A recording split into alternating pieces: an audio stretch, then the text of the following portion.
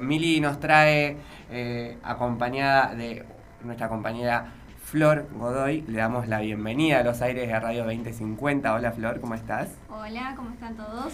Muy bien. Nos traen un tema importante para debatir y para charlar, que está ahora circulando y se está poniendo medio en agenda mediática, pero es importante trabajarlo en profundidad y con toda la delicadeza que eso amerita, ¿no es cierto? Sí, vamos a hablar primero, bienvenida a Flor. Flor es estudiante de psicología acá de la Universidad Nacional de La Plata y es acompañante terapéutica. Así que nos va a acompañar este día para hablar de salud mental y pandemia, que es un tema, como bien dijiste, Gonza, está muy en auge durante estos días debido a lo que sucedió con Chano, el cantante de Tan Biónica.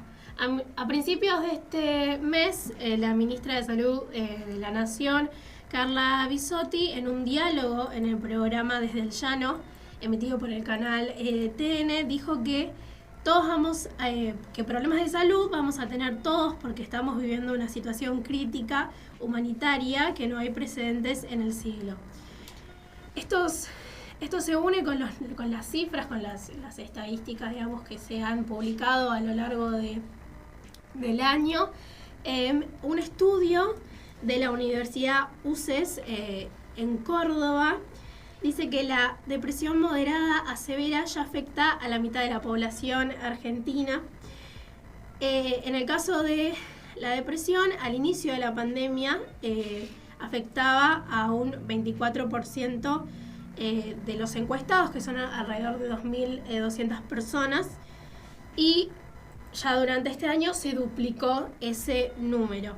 En el caso de la ansiedad, al comienzo de la pandemia era de un 15% y hasta este momento se ubica en un 38%. El estrés era un 23% cuando se dictaron las medidas de aislamiento, digamos, cuando comenzó el aislamiento social preventivo y obligatorio, y en los primeros meses del año afectó al 45,6% de estas 2.300 personas que fueron entrevistadas. Otro estudio que hizo la Fundación UADE, de la Universidad UADE, afirma que 7 de cada 10 argentinos dicen que el coronavirus representó o representa un fuerte estrés en sus vidas. Bien. Bueno, sí, un poco como decía Mili, contar, respecto a lo que se fue dando, durante la pandemia, se puede pensar, ¿no?, que es algo que alteró nuestra vida cotidiana, porque obviamente todo lo que veníamos haciendo fue modificándose, nuestro tiempo de estudio, nuestro tiempo de trabajo, el ocio. Aparecen ciertas cuestiones que van a impactar en nuestra salud mental, un poco como decía la licenciada Alicia Stolkiner, que es una psicóloga argentina que trabaja en temas de salud pública y especialmente en salud mental. Ella menciona que puede haber aumentos en los niveles de ansiedad o cierta tristeza que puede aparecer, ¿no? Ella prefiere, comentar esto de que, aparecen ciertos sufrimientos, sentimientos, malestares, porque es una situación bastante compleja y distinta a lo que veníamos acostumbrados, si se puede decir, ¿no? Entonces, todas estas cuestiones se van a ir complejizando, van a ir apareciendo estos sufrimientos, y por ahí es importante tener en cuenta esto de que, si bien los números, de estas estadísticas son necesarios para ir conociendo la situación, no es el caso universal, no es necesario, universalizar eso, sino que también está bueno esto, tener en cuenta la subjetividad y ir a lo particular, al caso por caso de lo que vaya pasando, ¿no? Por ahí Alicia lo que retomaba era esto de que son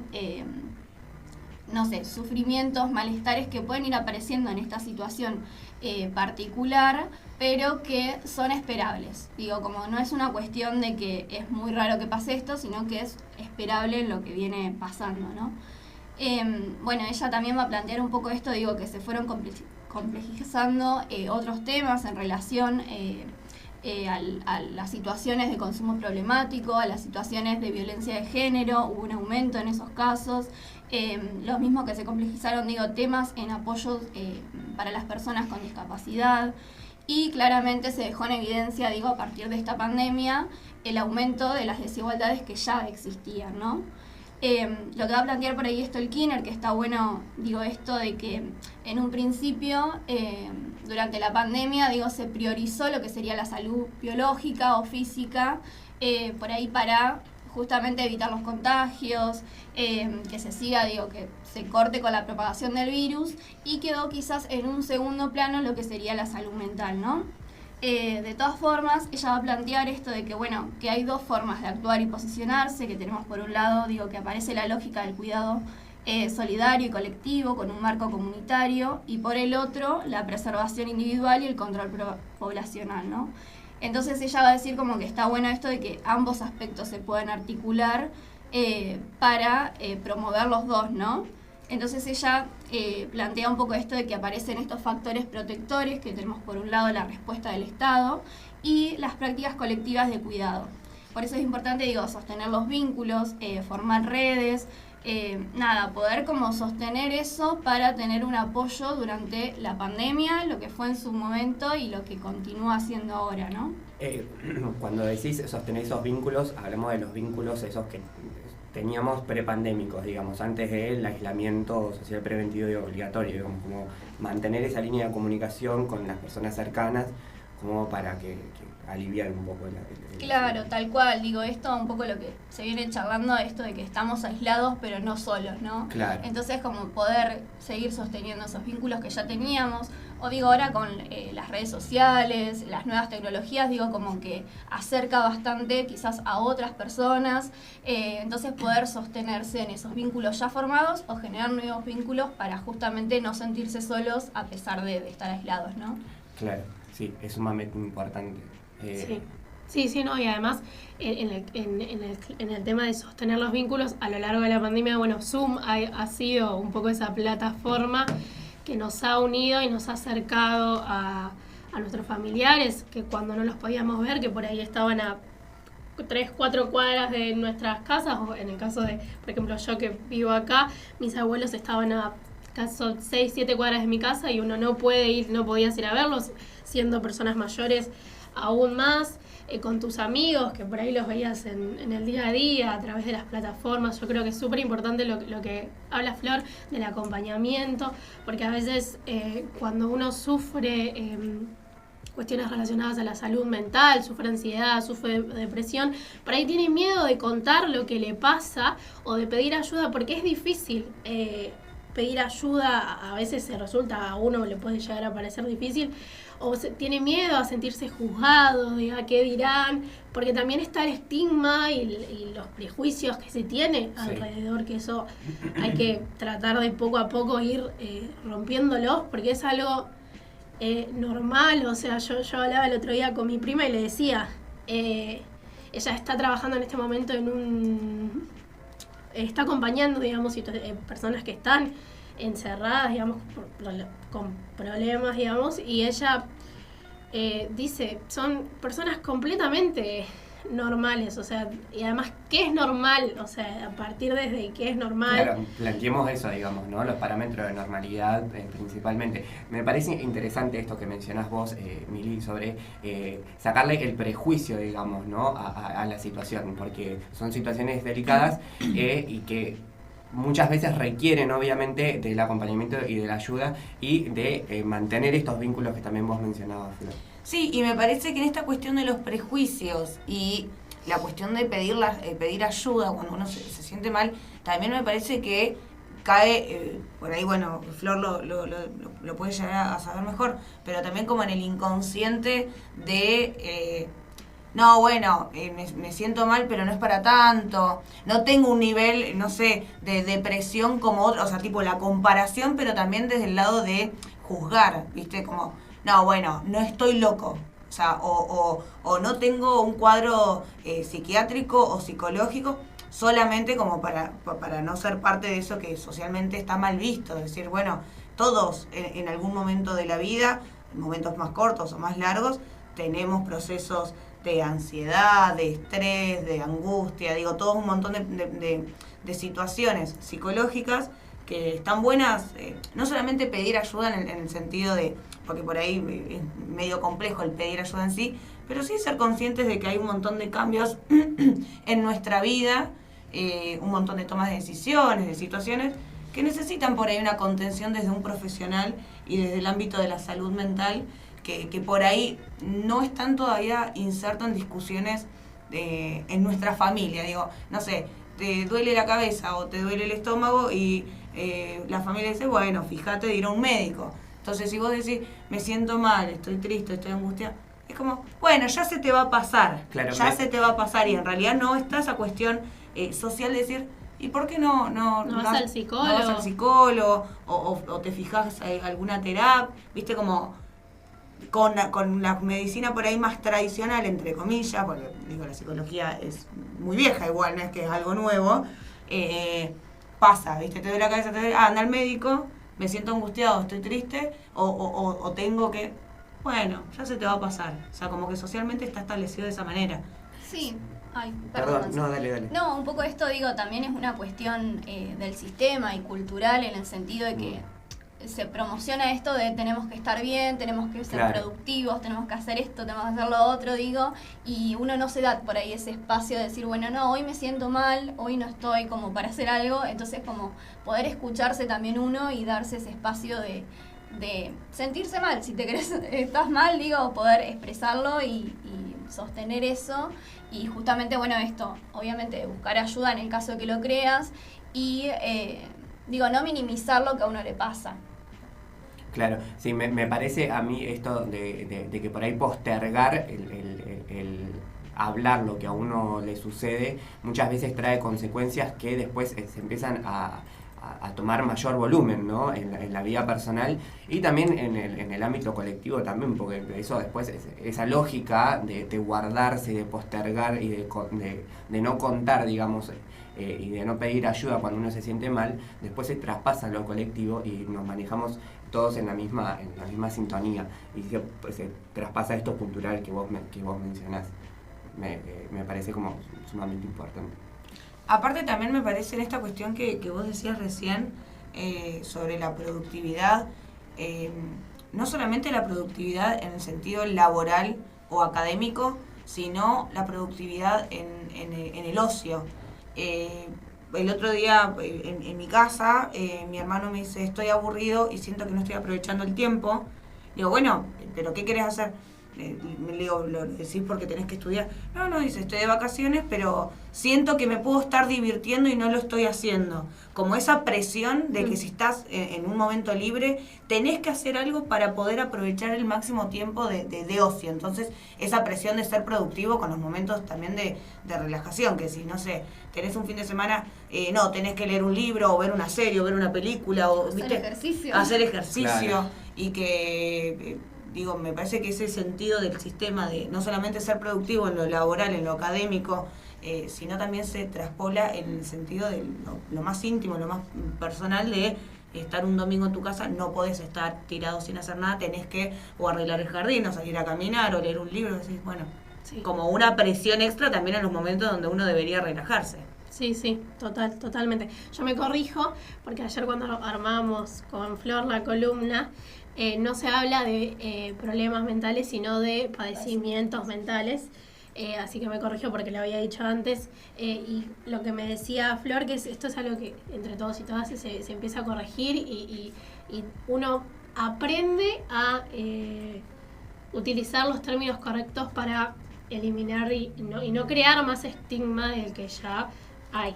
En el caso de los medios de comunicación, como ya nombramos, el caso de Chano se hizo, está en todos lados, digamos, y hay una falta por parte de una responsabilidad, digamos, por parte de los medios de comunicación de cómo comunican estos temas, cómo lo abordan, cómo se manejan.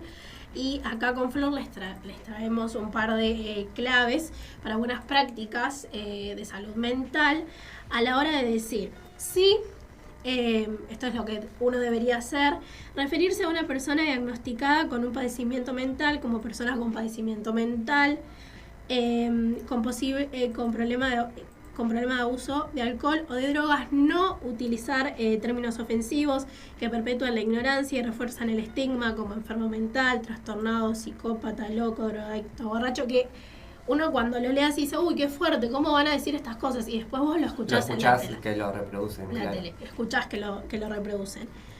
Sí, referirse a una persona diagnosticada con un padecimiento mental específico como persona con diagnóstico de esquizofrenia, depresión, no utilizar términos que etiqueten a los individuos sustantivando su condición como esquizofrénico, depresivo, maníaco, psicótico, no utilizar términos que enfatizan la parte negativa y condiciones severas como enfermedades mentales, psiquiátricas, referirse en general a la salud mental como mental o padecimientos mentales. Sin mencionar los problemas de salud mental, padecimientos con un titular de una noticia solamente cuando es imprescindible para entenderla correctamente. Claro. No decir, yo creo que el caso de Chano es tan... Lo explicita tanto el hecho de tuvo un brote místico y todo el tiempo se hace... A veces suceden cosas que no tienen que ver, esto de decir, bueno, al momento uno del titular, ¿qué importa? Por ejemplo, sufría de ansiedad o algo así, y se termina utilizando y se termina banalizando, y por ahí eso sí importa, pero no era lo que hacía la cuestión de lo que pasó, digamos. Entonces yo creo que de los medios de comunicación hace falta que se aborde y que se comunique responsablemente. Yo particularmente, esto es más una opinión personal, en el caso de el Estado a lo largo de la pandemia ha lanzado campañas y han hecho cosas, hay números en la página del Ministerio de Salud de la Nación a los que uno puede acceder, pero creo que hay una falla en la forma que se ha comunicado. Hay falta una campaña de comunicación pública que todos puedan llegar a tener acceso de, como uno ve todas las propagandas en la televisión, los anuncios en YouTube, las publicidades en las redes sociales, como uno ve, bueno, si sufrís, si tenés síntomas de COVID, llamate al número, en el caso de violencia de género, si conoces a alguien, denuncia. Hace falta que eso también ocurra con la salud mental, es decir, si vos sufrís esto estás sintiendo, no estás solo, podés llamar a este número a nivel nacional o podés llamar a este número a nivel provincial. No lo digo algo como, bueno, esto es culpa como algo del gobierno, digamos, de la gestión de Alberto, sino es algo que ha pasado, o sea, no se comunica a lo largo de la historia, no se ha comunicado, y en estos tiempos que corren, tan vorágines, que queremos todo el tiempo, y no existe. La realidad es que a lo largo de la pandemia se ha necesitado, y no es que no están, sino que no se han comunicado de esa forma que las redes sociales, en este caso, permiten, y obviamente la propaganda a través de la televisión.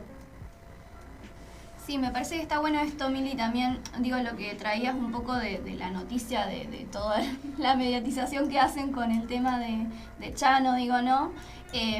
Como en varios casos se busca como asociar un poco que el padecimiento mental, o en estos casos que ellos hablan de enfermedades mentales, o como lo nombren, digo, intentan como asociar que los padecimientos mentales va de la mano con la violencia, ¿no? Y que las personas con algún tipo de padecimiento son peligrosas.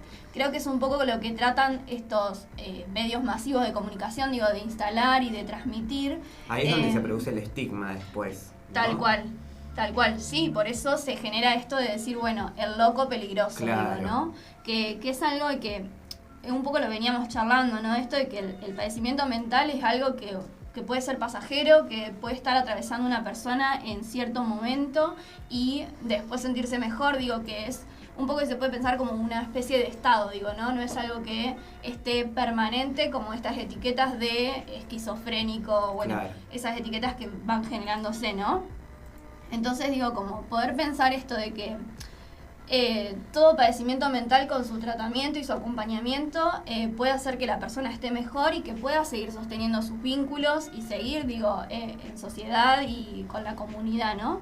Que, digo, es un poco lo que buscan estos medios de comunicación, es instalar como esta cuestión de violencia, y a su vez, digo, actualmente tenemos una ley de salud mental que un poco trabaja, o instala de cómo se debe trabajar estas cuestiones de padecimientos mentales y cómo se debería abordar, y los medios hacen una lectura o no lectura o una lectura parcial de lo que sería, esta ley que nos ampara y que nos dirige, como que nos da esa línea en la cual deberíamos trabajar, ¿no?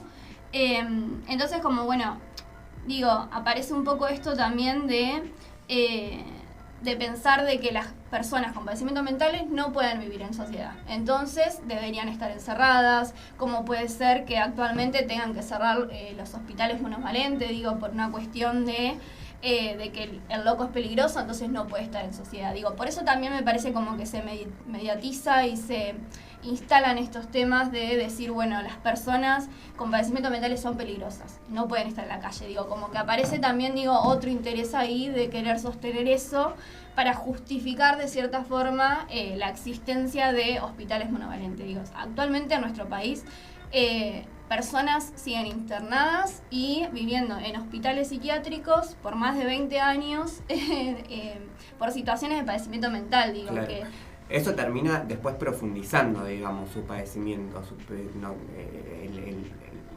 la situación de estar encerrada y de la no inserción, el apartamiento, la estigmatización, la marginación en la sociedad, hace de que se profundice, el padecimiento con el que se encuentra, el paciente. Sí, y quizás profundice eso y surjan otras cuestiones, porque uno al aislarse totalmente de la comunidad, hay personas que realmente han estado hace más de 20 años internadas y, la sociedad avanza, las tecnologías avanzan, cada vez uno va quedando más afuera de eso y resulta más complejo volver a insertarse o volver a estar en comunidad, ¿no? Así que bueno, un poco eso, que también venía la pandemia, como a traerlo, esto de que estuvimos un montón de tiempo nosotros aislados y encerrados, como que eso también nos tendría que ayudar y servir un poco para pensar esto de que los padecimientos mentales no se tienen que aislar, se trabajan en la comunidad y con la atención necesaria, ¿no? Acompañados de sus afectos y de la comunidad, que era un poco lo que veníamos diciendo. Sí, y además se une completamente a lo que acaba de decir Flor. Nosotros, y de lo que hablamos de los números, de cómo han crecido, con la pandemia se han potenciado y tenemos a todas estas personas que son seres humanos como todos nosotros, encerrados, y nosotros experimentamos estar meses en nuestras casas y nos hemos sentido mal y a veces uno puede llegar a tener el recurso para acceder a psicólogos, a psiquiatras, a veces no se puede, para eso obviamente está el Estado. Imagínense, nosotros nos sentimos mal, ellos y ellas que están hace años, como dice Flor, es una locura de pensar y también de tener empatía. Sí, por supuesto. Empatía por el otro. Sí, a pesar de que por ahí hay una falla comunicacional, en esta cuestión, en este ámbito, el Estado cuenta con líneas de comunicación para el acompañamiento. El Estado cuenta con líneas de comunicación. La línea Salud Responde del Ministerio de Salud de la Nación, 0800-221-1002, lo vamos a publicar en redes, como Salud Mental Responde en la ciudad. Y también en la provincia de Buenos Aires. Es un plan y los números a los que uno puede acceder. En provincia de Buenos Aires están disponibles en caso de necesitar apoyo psicosocial para proteger tu salud y prevenir. Existe una red de servicios que son hospitales generales, que están obviamente a lo largo de todo el país, centros de atención primaria de salud, CAPS, que yo ayer investigando entré, vos ponés en Google, en el buscador, centros de atención primaria de la salud, te aparece la página y vos entras y ahí por tu distrito la podés buscar, la podés ir buscando y te da a dónde ir y todo. Los centros integradores comunitarios, ten en cuenta que también existen otros lugares, también tu amigo, tu familia, cercanos. Y después están emprendimientos laborales productivos, escuelas, los clubes barriales y las iglesias a veces tienen acompañamiento. En los grandes casos, los colegios, con la pandemia ha sido complicado, pero los colegios han tenido y tienen acompañamiento para sus alumnos. Así que esas son las líneas de comunicación, las vamos a estar publicando en las redes. Sí, y en la página va a estar también. Y en la página para que todos y todas puedan acceder. Por supuesto. Bien, buenísimo. Bueno, un poco esto, retomar, me parece que está bueno de pensar de que la salud mental es parte de la salud, entonces me parece que no está bueno esto de diferenciarla de la salud física, sino que la salud es una sola, y por eso me parece que es importante, abordarla de manera integral y interdisciplinariamente. Así que nada, me parece que está muy bueno esto de, que nuevos medios de comunicación, abran el espacio para poder debatir y difundir estos temas en relación a la salud mental, así que un poco agradecerles por la invitación y por estar acá. Y bueno, nada, retomar esto, que sin salud mental no hay una salud posible, entonces sabemos que sin justicia social no hay salud mental.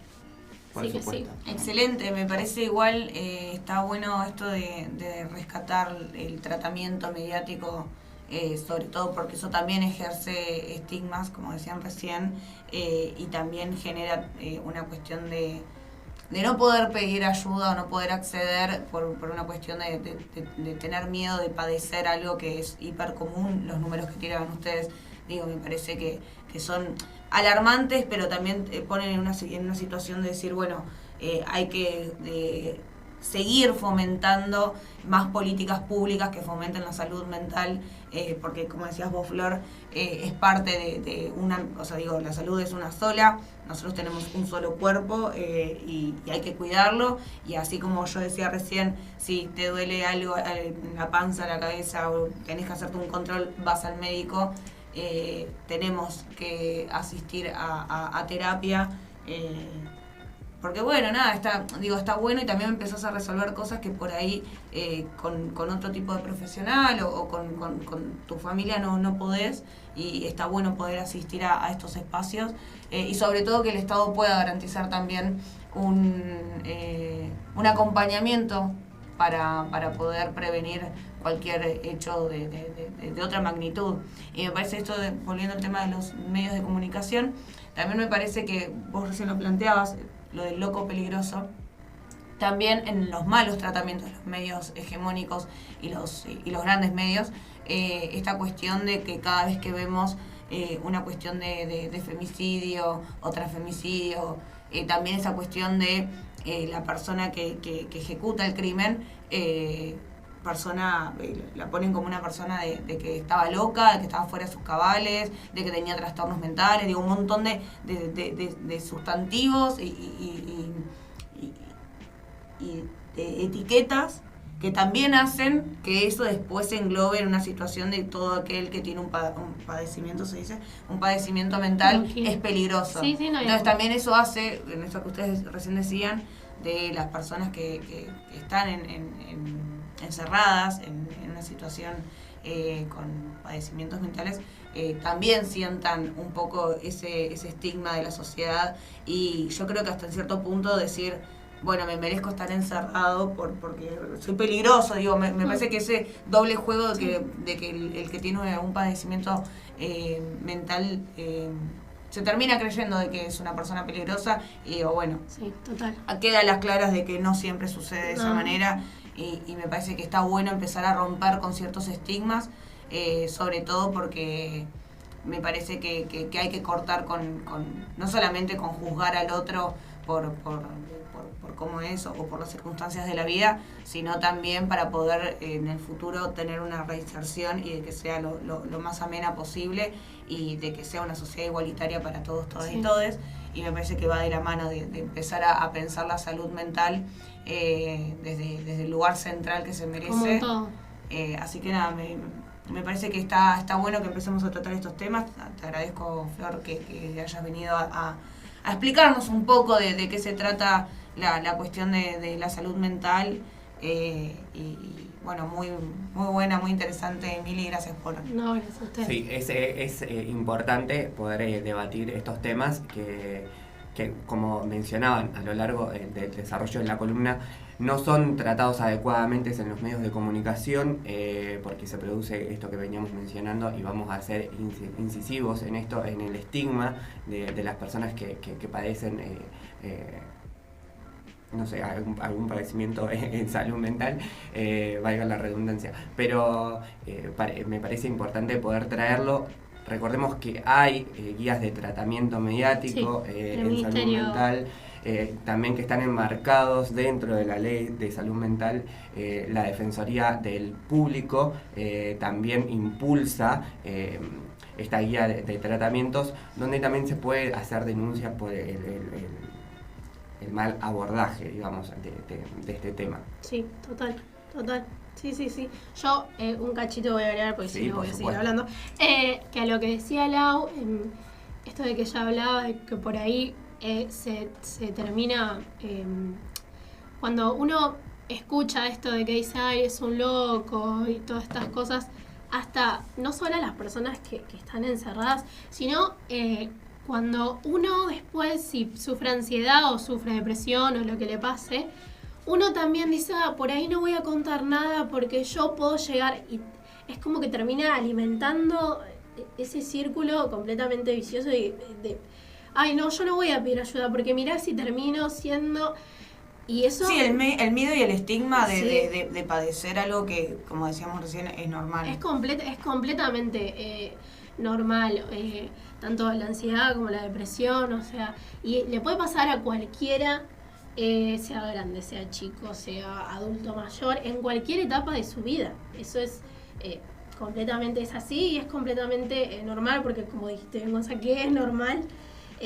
Así que nada, yo primero agradecerle a Flor por la buena onda, por la predisposición. Nuestra primera invitada Es nuestra en el primera estudio de invitada. Radio Sí, 2050. es nuestra primera Bueno. invitada, por la buena onda, la predisposición. A mí personalmente es un tema que me importa y porque yo he sufrido, entonces es un tema que me importa, me toca de cerca, entonces traerte era como muy importante, y también tener a alguien que nos pueda ayudar a hablarlo de manera responsable. Así que gracias, Flor.